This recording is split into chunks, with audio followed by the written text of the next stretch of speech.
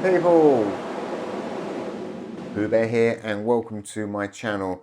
And in this particular part, or part 3, which should have only really been one part in the first place, but hey, we're on to part 3. I was going to rebuild the Generative project which we built in the last part, but this time I was going to build it with 3 devices. Right, I'm not going to totally replace like all the instruments with 3 devices. That's something that you can obviously pick and do what yourself, because obviously you know what you've got. I am going to leave Chordline in here as well. Yes, I know that's a paid device, but that's because this project was obviously built around Chordline, so it's important that that's going to stay in here. The only other device I'm going to leave in here would be something like the CV MIDI converters, or MIDI CV converters, should I say. You can obviously replace them with the CV taps, and if we, where are we? If I grab that combinator there, obviously create yourself a combinator. You can obviously drop yourself 2 taps in there, and then what you're actually able to do is obviously just wire them up. And so if I was to take this now and drop this over, say on top of this stack, well, there you go, there's my source and there's my destination. So you need to do that. But so saying like this, you're going to need 4 of these, you know, so there's 4 lots of outputs, so you're going to have 4 lots of these to actually run it. So you get a lot of wires with the CV tap. Hence why I recommend the MIDI CV converters, and I use them a lot, and you've probably seen that in my videos as well. So let's see if we can get rid of some of this stuff. Hey. Other little things I've done is with the compulsions, both of them, they're actually turned off, and I've replaced them with the dual Arpeggiators. So in this one here, as you can see, I've actually set the steps up. I've got a number of blanks. So this is actually, this pattern could be exactly the same. It happens to be the way I've done it, but basically I've got a 50-50. So where we could set probability per lane and per step, with this, you're kind of setting it all over, you know, as a whole, which is 50-50. So I've got 50% of chance of hitting a note and 50% of chance of hitting a blank with that particular setup. And of course you can come along here and you can obviously change the steps. So if I was to turn that down to there, then I've got 1 in 3 chance of hitting a blank, and I've got obviously 2 in 3 chances of hitting a note. So you have a play around, and that's the whole point of that sort of thing. With the bass, it's a little bit, yeah, no, I've left it like this, but what you've got, I've done it in the past where I've actually done 2 different patterns and you can switch between the 2.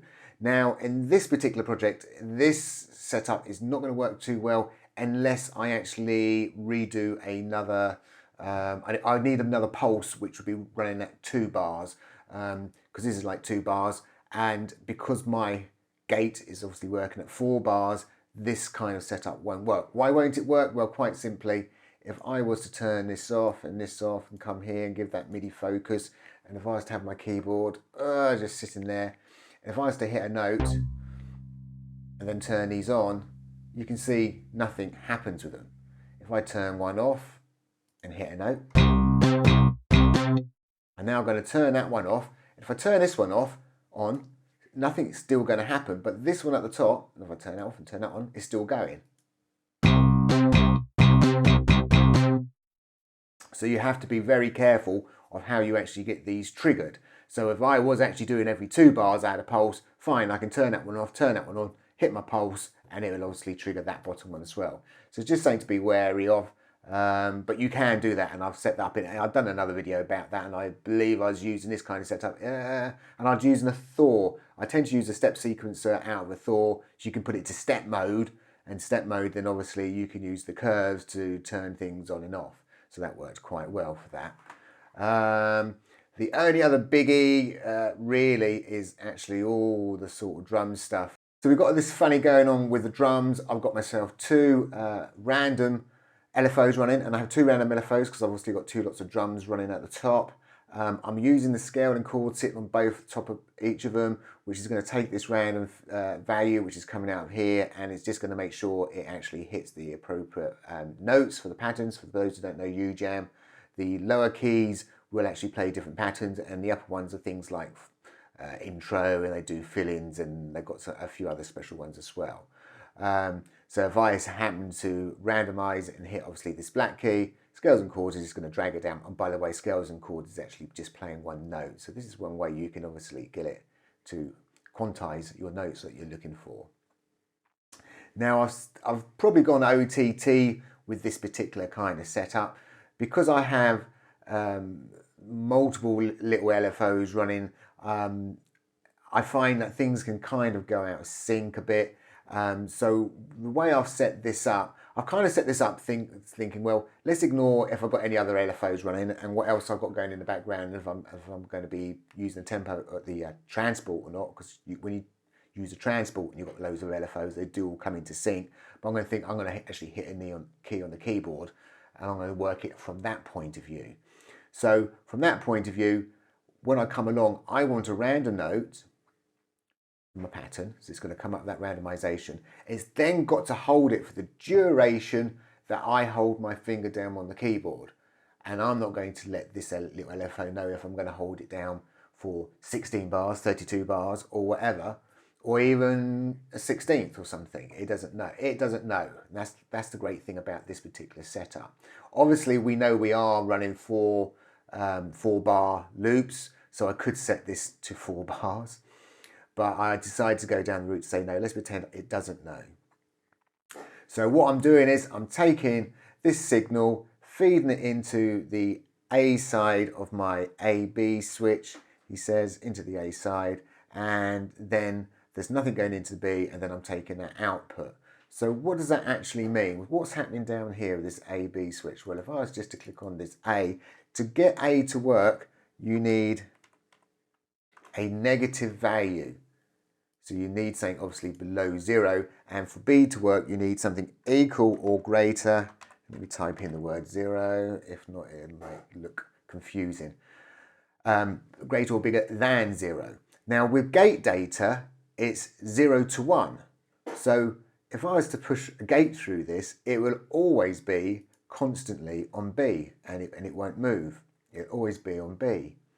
But what I can do with that gate data, I'm going to hit my keyboard, which is happening over there. I've got it sitting, I've got a one-note stand, which we looked at the other day, which is obviously, it doesn't matter if I'm holding one key, 20 keys, as long as I've got a key down, that gate's going to be held open. So that gate's coming along to here. In fact, it's coming into this janitor here. And then from this janitor, I'm actually controlling the switch. But as I said, because it's going from 0 to 1, I've just offset it ever so slightly. So you can see I've got a minus voltage here. So when the signal drops, it's going to drop below 0. Below 0 means it's going to go negative, which means it's going to go into A. So it's then going to start retrieving its random information into A. Now the gate's off at this stage, so it doesn't matter how much random data goes into A.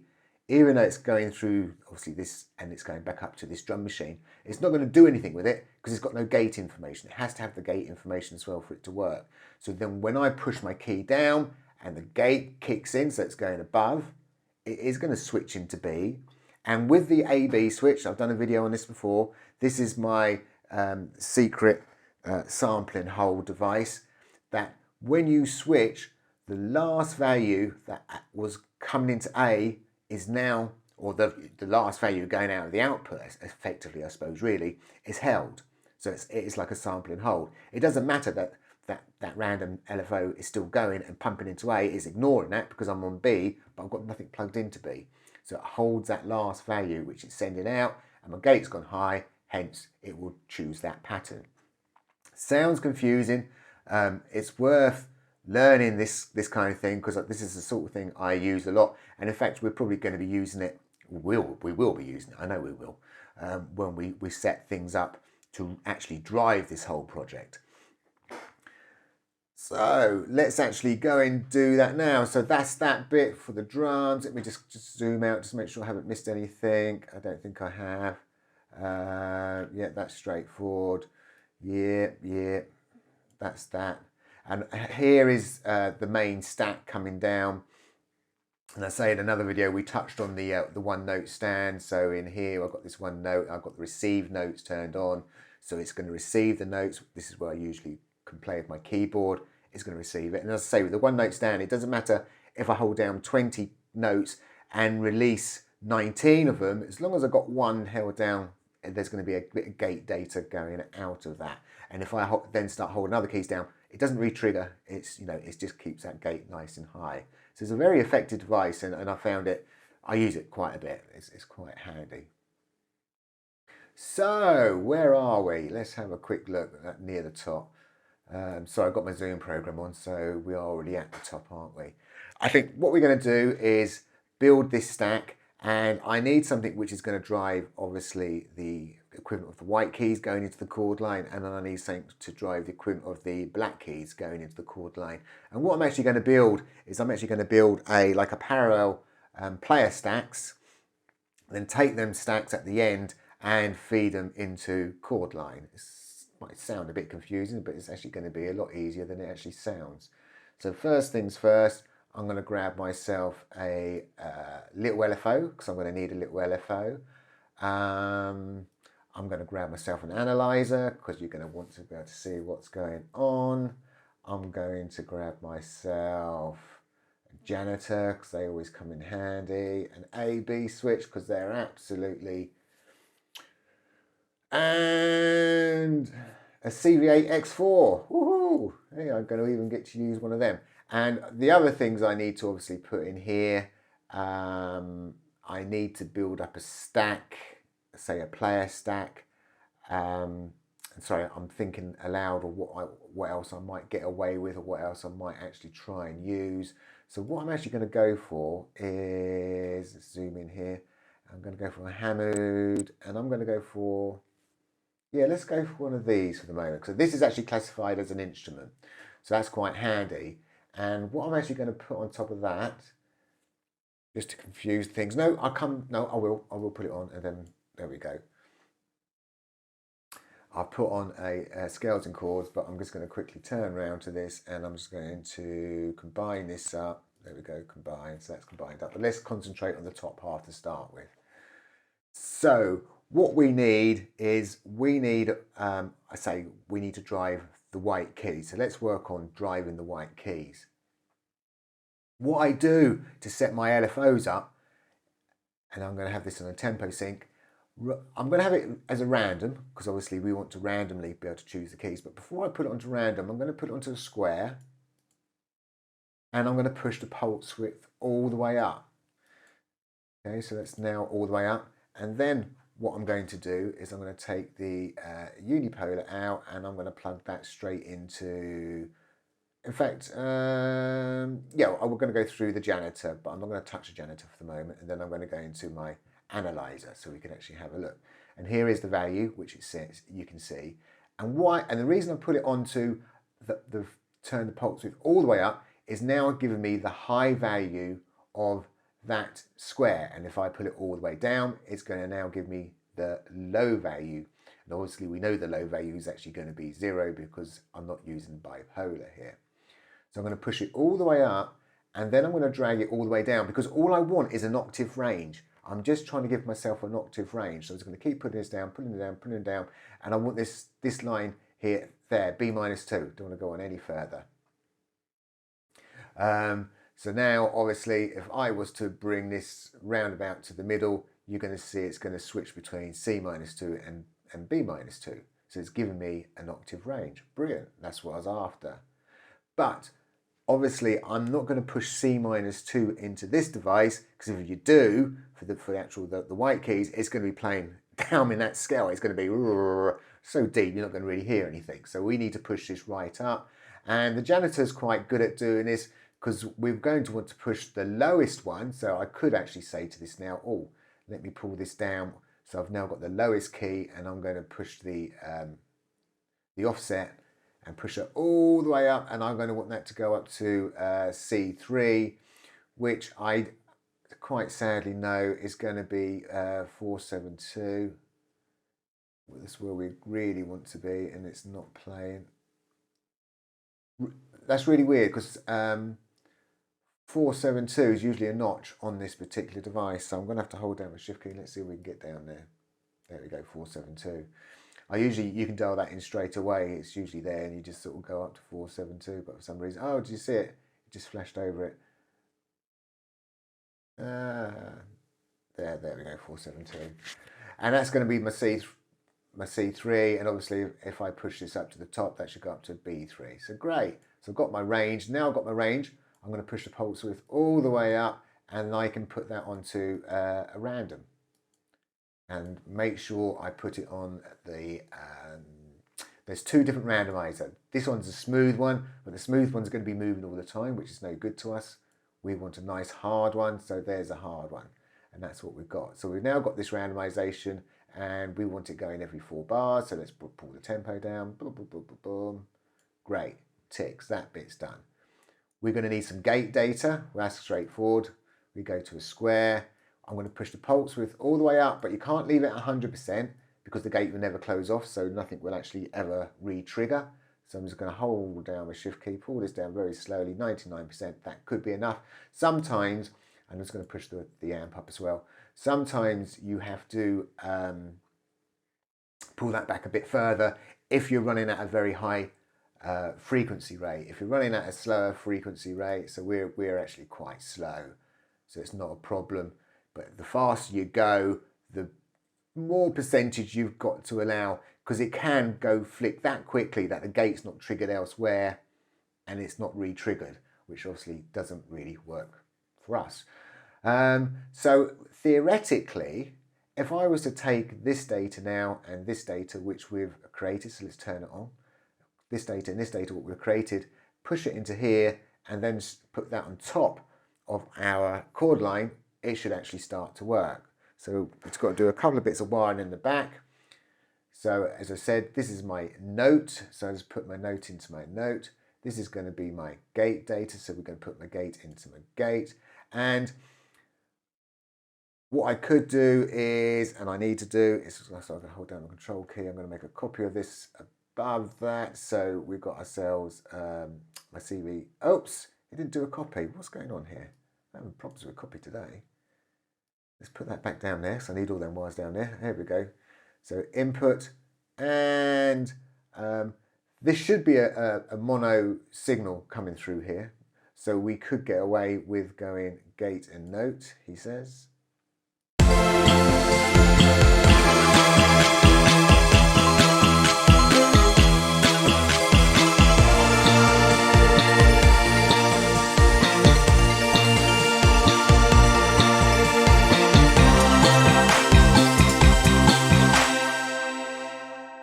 And as you can see, it started working as if by magic, which is really cool.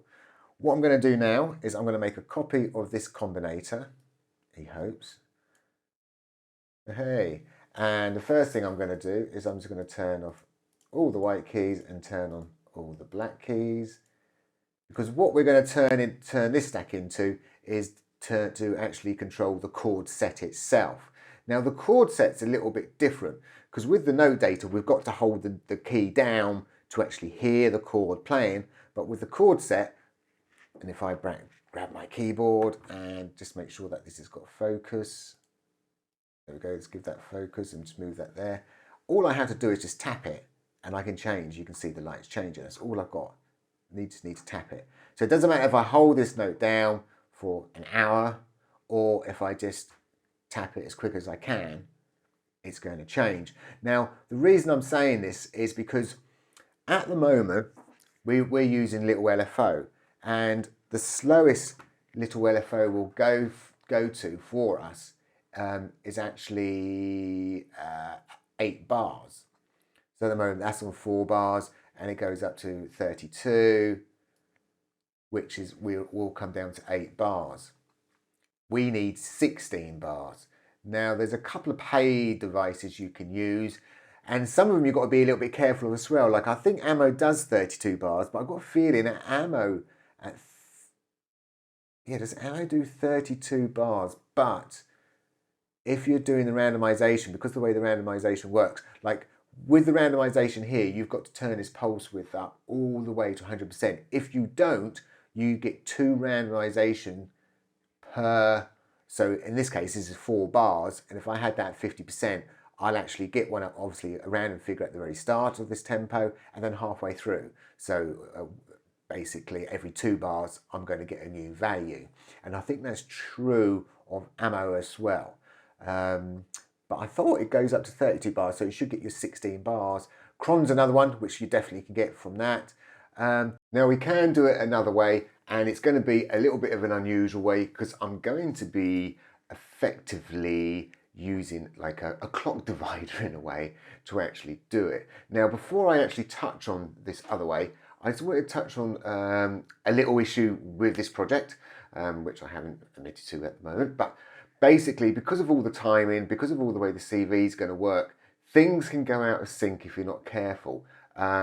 So I am going to show you a very, very quick method I use to convert, or a way I can actually get very, very long signals out of a free rack extension. But I'm actually going to build this up a slightly different way, because when you start running the transport bar and this method, other method using this other device, use a transport bar running, things can go a little bit wrong. So let me just grab my keyboard again and I'll show you what I mean. So at the moment, everything's nicely in sync, he says.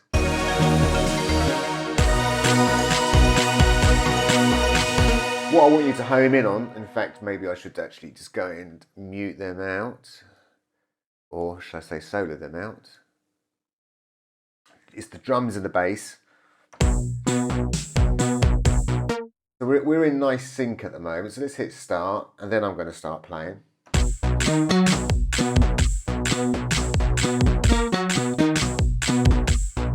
And you can hear we're out of sync already. So you can have problems when the transport bar is running, and I say this other process actually needs the transport bar running, but without it running. And to be honest, if you get your timing right,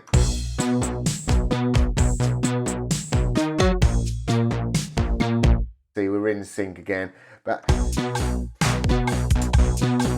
yeah, so we're out of sync. The reason it's happening is because the dual arps are trying to tie themselves in with the tempo of this.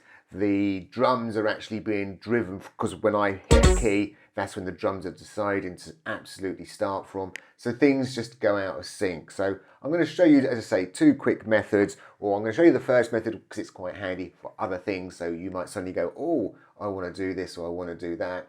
So it's good to know. And then I'll show you the actual final method I'll actually use for this as well.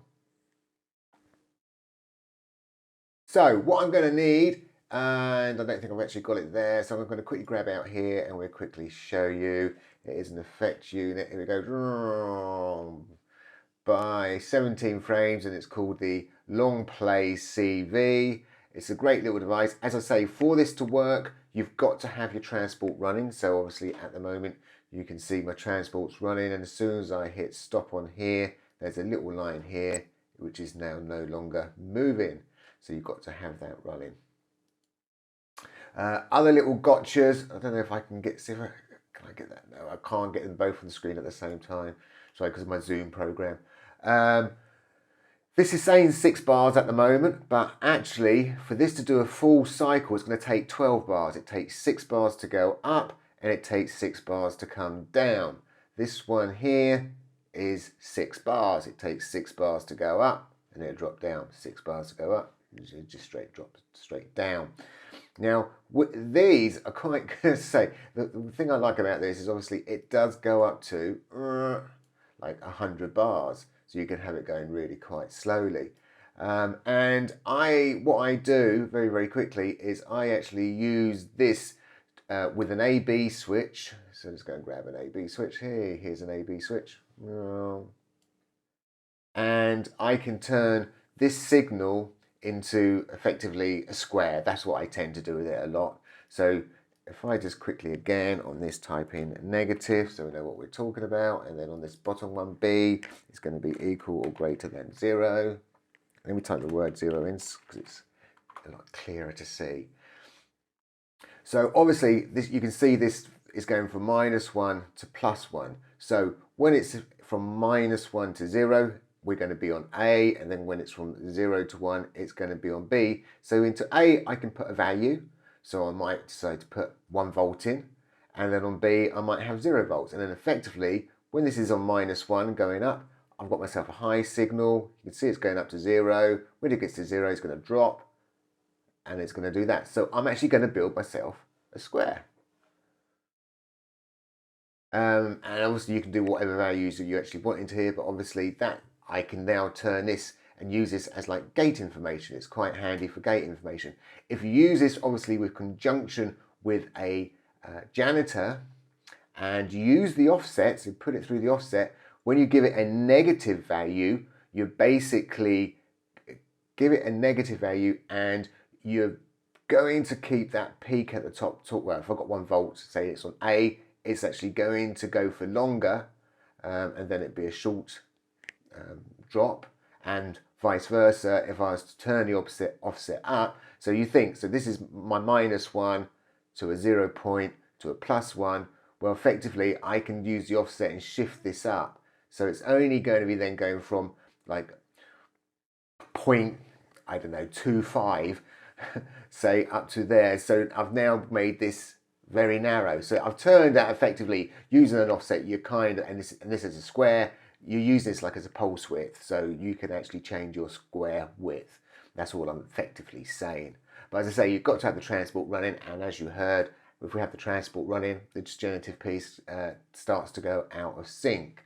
So I'm going to use a totally different method of how I'm actually going to do this. And yeah, let's jump into that. The instrument I'm actually going to grab, he says, is a Thor.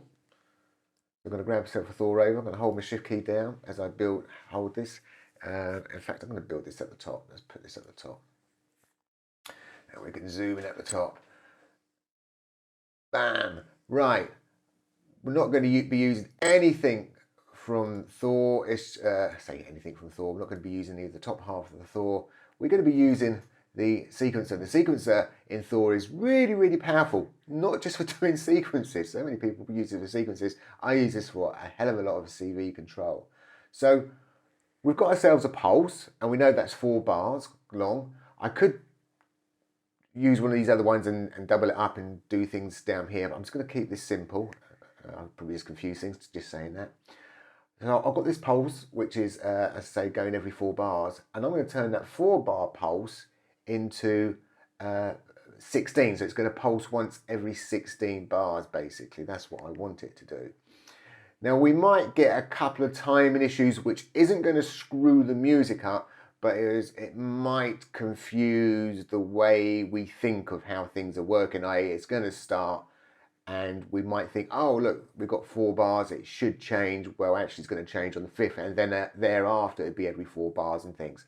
I'll show you what I mean. Because this is always going to be, this is going to probably cause a little bit of lag, but it doesn't matter. I'm going to put this onto step, okay?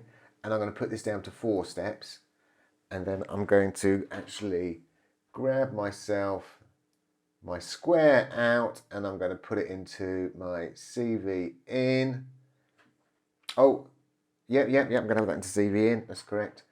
And so CV input 1 is going to be full power, and that's going to go to sequencer trigger.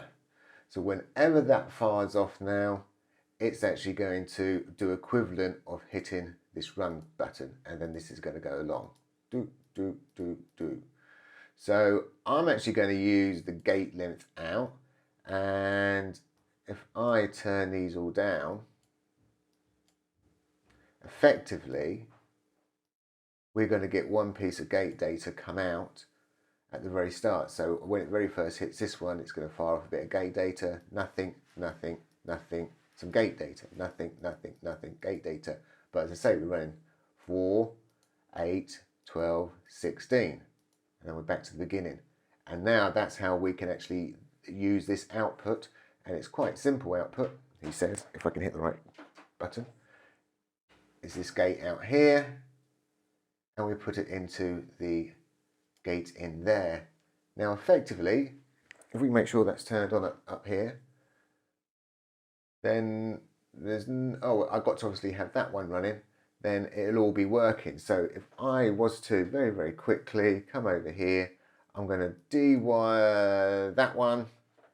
So I've just disconnected this from playing. So when I turn this on, it's not going to go running off playing, but what we should see is obviously this is stepping through, this is going to step through. In fact, we can actually speed this up manually. So I'm going to speed this up manually. So when this goes through to a step through, we should see this change. And I didn't keep an eye on it. So let's just speed that up again. There, and it's changing. Cool. So I'm just going to speed it up again. And when it flips over and it's after it's 4 bars, yay, it's changing. And that's it. So we've now effectively, this should be working as a generative piece. It's that simple.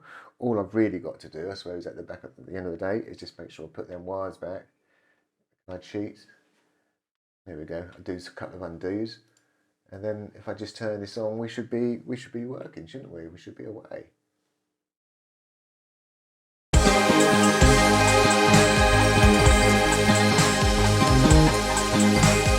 things have got to settle down. Right. Should be working now.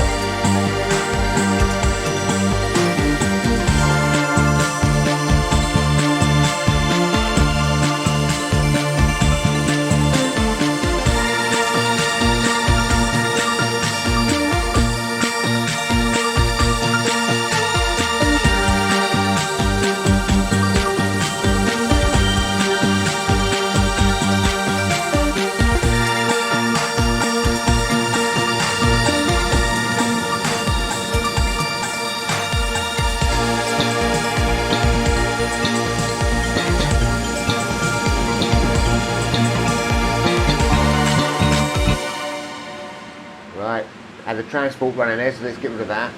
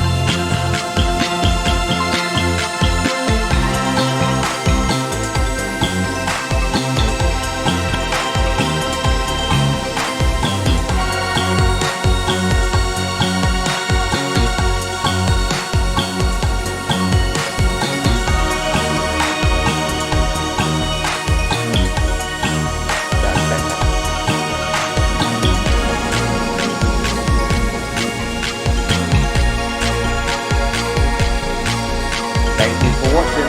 Bye for now.